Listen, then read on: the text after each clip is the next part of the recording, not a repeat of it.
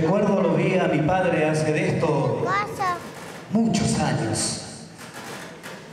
Quitarse el sombrero de paño frente a una escuela rural y hacer mirar el caballo hacia el mástil donde se izaba en manos de un guricito la bandera nacional. Y fue nomás ese gesto que en su simpleza aparente me fue sembrando en la mente este don de respetarla. Después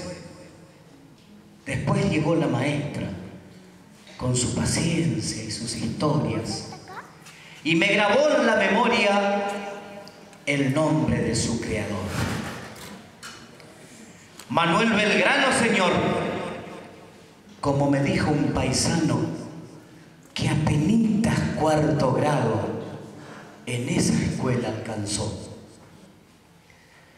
Gloriosa, celeste y blanca, que aunque el tiempo haya pasado, le seguís emocionando a nuestros gurises de hoy, que te cantan con fervor, sin vergüenza, bien sentido, reviviendo lo aprendido en esa niñez que pasó. Por mi padre, la maestra, y en honor a esos recuerdos, tengo el pecho color cielo y argel